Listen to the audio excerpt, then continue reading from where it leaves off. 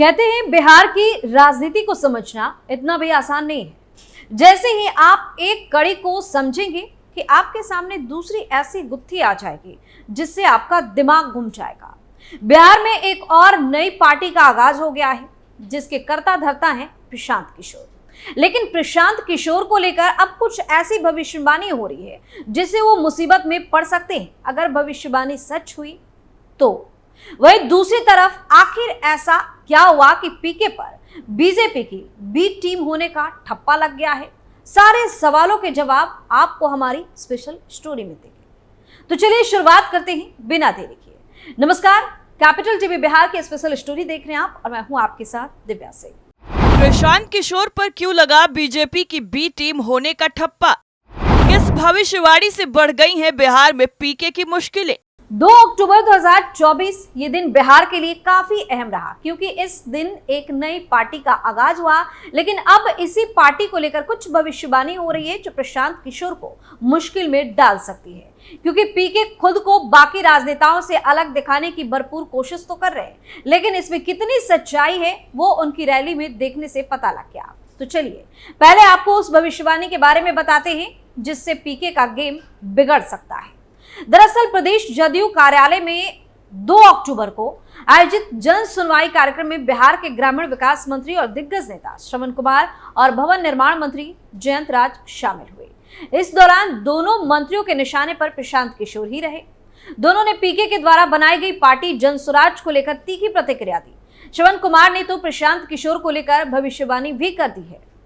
चुनाव खत्म होते ही लग जाएगा ताला। दरअसल दोनों मंत्रियों ने कई जिलों से आए लोगों की समस्याओं को सुना और उनको सुलझाने के लिए संबंधित अधिकारियों को आवश्यक दिशा निर्देश भी दिए। इस मौके पर पत्रकारों की तरफ से प्रशांत किशोर द्वारा पार्टी बनाए जाने संबंधी प्रश्न पर मंत्री श्रवण कुमार ने कहा कि चुनाव नजदीक आने पर बहुत सारी दुकान सजाए जाते हैं, लेकिन चुनाव के बाद प्रशांत किशोर के राजनीतिक दुकान पर ताला लग जाएगा।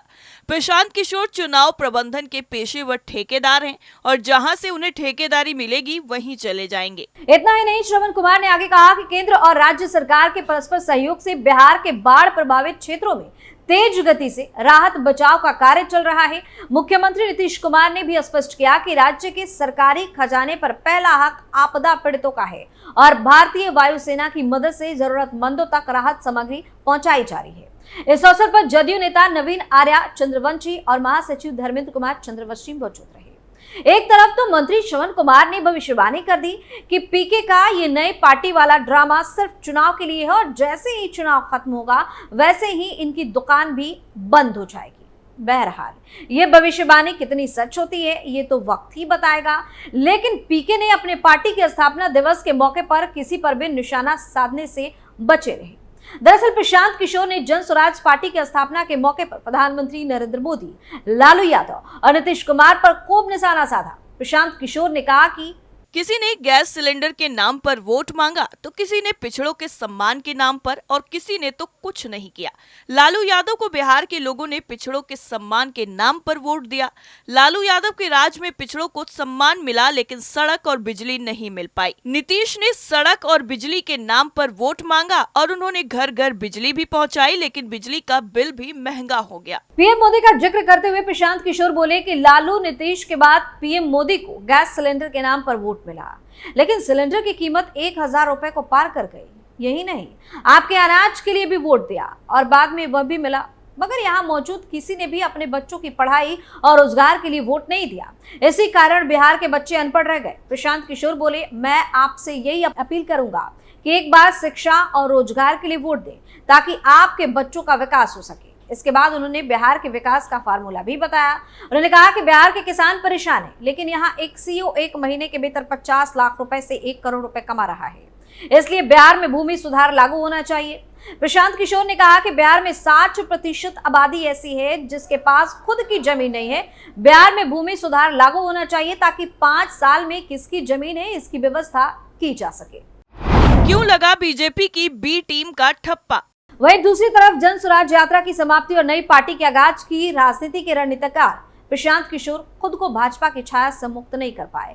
इसका सीधा असर प्रशांत किशोर की रैली पर भी पड़ा। लेकिन इस हकीकत से इनकार नहीं कर सकते कि उत्तर बिहार में बाढ़ और पटना में बारिश के बाद भी भीड़ निराशाजनक नहीं थी। लेकिन जन स्वराज के इस भीड़ तंत्र पर एक नजर डालें तो सबसे चौंकाने वाला तथ्य ये सामने आया कि प्रशांत किशोर की रणनीति के मुताबिक राज्य के मुस्लिम और यादियों की संख्या उनके मजमे में काफी कम रही। प्रशांत किशोर बीजेपी की बी टीम। पहले राष्ट्रीय जनता दल ने एआईएमआईएम पर भी भाजपा की बी टीम होने का आरोप लगाया था। इसके बाद प्रशांत किशोर की जन स्वराज पार्टी को भी आरजेडी ने बीजेपी की बी टीम करार दिया है। कहा जाता है कि राजद हर उस पार्टी को भाजपा की बी टीम करार देती है जो मुस्लिम वोट काटती है। प्रशांत किशोर ने भी पहले 75 मुस्लिमों को टिकट देने का वादा किया और फिर बाद में आबादी के मुताबिक टिकट देने की रणनीति शामिल की गई। इस लिहाज से 42 सीटों पर मुस्लिम उम्मीदवार खड़ा कर एक तरह से मुस्लिम वोट में सेंधमारी की कोशिश कर डाली। कहा जा रहा है कि इसी से बिफर कर राजद के लोग जनसुराज को भाजपा की बी टीम कहने लगे। प्रशांत किशोर का भूत ही भविष्य पर हावी। अब इसे पीके का दुर्भाग्य ही कहेंगे कि मुद्दा आधारित 2 सालों तक बिहार की यात्रा करने के बाद भी बीजेपी की बी टीम होने का आरोप लगने लगा है। आरजेडी सांसद मीसा भारती ने बिहार की राजनीति में प्रशांत किशोर को नकारते हुए कहा कि जन स्वराज पार्टी को कुछ फायदा होने वाला नहीं है। जनता समझ चुकी है कि भारतीय जनता पार्टी को फायदा पहुंचाने के लिए प्रशांत किशोर अपनी पार्टी बना रहे हैं और वह भाजपा की बी टीम के रूप में काम कर रहे हैं। उन्होंने कहा कि नीतीश कुमार लगातार बिहार में शासन कर रहे हैं और अपने आप को सुशासन बाबू कर रहे हैं। जब नीतीश कुमार बिहार में अपने शासनकाल में एक भी फैक्ट्री नहीं खोल पाए तो प्रशांत किशोर क्या कर पाएंगे। भाजपा की बी टीम बोले जाने की वजह खुद पीके। दरअसल राजद इस कंसेप्ट पर पहुंची है तो इसके कारण भी है। प्रशांत किशोर का अतीत उनके वर्तमान के साथ चल रहा है।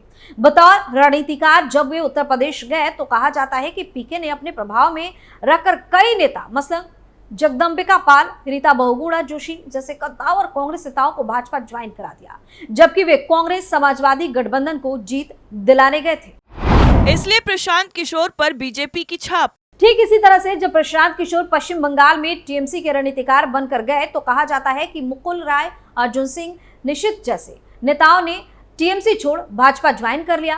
जब पीके पंजाब में रणनीति बनाने गए तो कैप्टन अमरिंदर सिंह ने भाजपा की शरण ले ली। इन प्रसंगों के हवाले से राजनीतिक गलियारों में यह संदेश चला गया है कि वे भाजपा के लिए ही बैटिंग करते हैं। एक बार तो खुद राज्य के मुख्यमंत्री नीतीश कुमार ने पीके को भाजपा के करीबी बताते बताते साफ कहा था कि वह भाजपा के करीबी रहे हैं। हमने उनके राष्ट्रीय उपाध्यक्ष भी केंद्रीय गृह मंत्री अमित शाह के कहने पर बनाया था। मुसलमानों को समेट नहीं पाए पीके। वरिष्ठ पत्रकार और रालोमा के राष्ट्रीय महासचिव फाजल इमाम मलिक कहते हैं कि तमाम मुस्लिमों को जबरदस्त हिस्सेदारी देने के बाद भी प्रशांत किशोर अगर मुस्लिम को साधने में असफल रहे हैं तो इसके भी कारण है। एक तो उनका करियर का उत्थान भाजपा के साथ हुआ, अमित शाह का करीबी होना भी एक बड़ा कारण बन सकता है। वैसे भी अगर मुस्लिम वोट पैटर्न की देखें तो वह आज भी ज्यादातर राजद से जुड़ा हुआ है। बड़े लेवल पर बात करें तो वो इंडी गठबंधन के साथ है। यह भी कुछ अजीब सा है कि नीतीश कुमार मुस्लिम हित के लिए अनेक योजनाओं को लाए, तब भी वे मुसलमानों का भरोसा नहीं जीत पाए हैं। लेकिन वे अगर राजद के साथ होते तब उन्हें भी वोट मिलता। भाजपा के साथ मिलते ही नीतीश कुमार के वे फॉलोवर दोबारा राजद की तरफ चले जाते हैं। बिहार में मुस्लिम वोटर का गणित अभी भी राजद के साथ है। राष्ट्रीय लोक मोर्चा के सेकुलर चरित्र के वाक उपेंद्र कुशवाहा जब भाजपा के साथ गठबंधन में होते हैं तो उन्हें भी मुस्लिम वोट बहुत कम मिल पाते हैं। यानी कुल मिलाकर बिहार में एक नई पार्टी के साथ और नए जोश के साथ प्रशांत किशोर आए तो है, लेकिन क्या मंत्री श्रवण कुमार की भविष्यवाणी सच होगी कि पीके की दुकान पर चुनाव के बाद ताला लग जाएगा? आपकी क्या राय है, हमें कमेंट करके जरूर बताएं। फिलहाल के लिए इतना है, बाकी खबरों के लिए आप देखते रहिए कैपिटल टीवी बिहार। नमस्कार।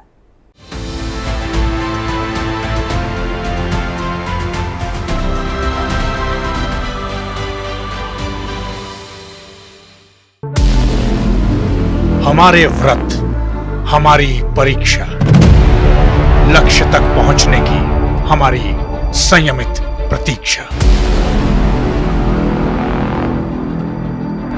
हमारे छठ से और हमारे हठ से पूरी दुनिया वाकिफ है। हमें विकल्प पर नहीं, अपने दृढ़ संकल्प पर अटूट विश्वास है,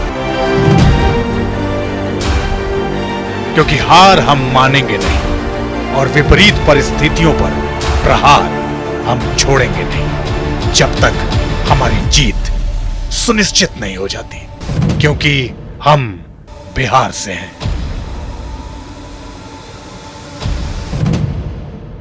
कैपिटल टीवी पर मैं अमित प्रकाश लेकर आ रहा हूं बिहार पर एक ब्रांड न्यू स्पेशल शो, हम बिहार से हैं।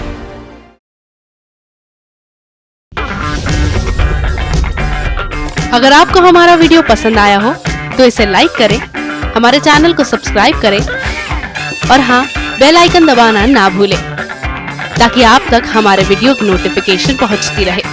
आप अपना सुझाव हमें कमेंट बॉक्स में दे सकते हैं। हमारे साथ जुड़ने के लिए शुक्रिया।